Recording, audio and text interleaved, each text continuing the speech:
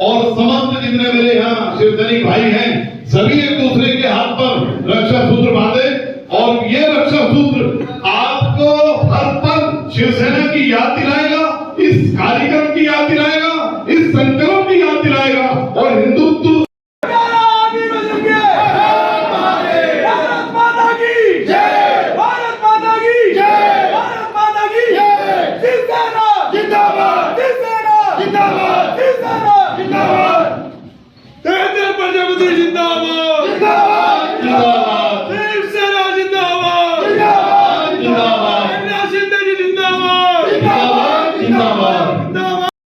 और क्या कार्रवाई करेंगे, युवाओं के लिए क्या आपका संदेश है? देखिए, संगठन का विस्तार हो रहा है और शिक्षा, चिकित्सा और हरिद्वार में जिस तरीके की आप बात कर रहे हैं, हम भी लोग देख रहे हैं, वास्तव में 3 किलोमीटर नहीं है। हरिद्वार में ये सब चीज़ें कुंभ क्षेत्र से दूर हैं। 7-8 किलोमीटर, कुछ एरिया ऐसा है जहाँ 7-8 किलोमीटर तक कुंभ क्षेत्र बैठता है। तो शिवसेना इन्हीं मुद्दों पर काम करेगी और बहुत छोटी छोटी चीजें धार्मिक रूप से शिवसेना लेकर के चलेगी।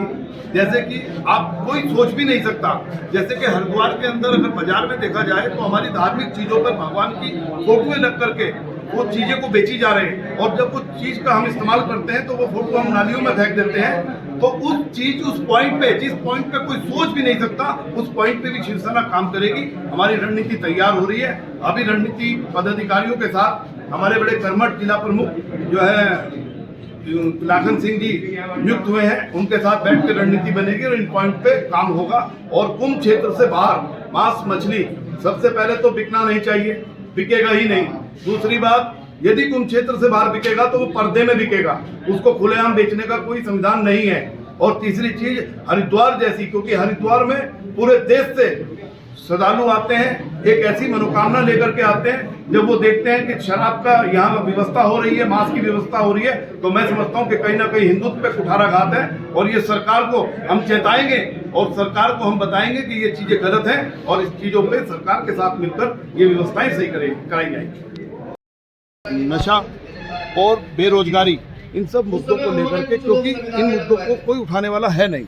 मैं जानना सोचता हूँ कभी कभी कि अगर कांग्रेस पार्टी विपक्ष में रही है तो उसने ये सब चीज़ें, इतनी सारी कमियां वर्तमान सरकार की चल रही हैं, तो ये इतनी सारी चीज़ों पे उन लोगों के आंदोलन क्यों नहीं हुए?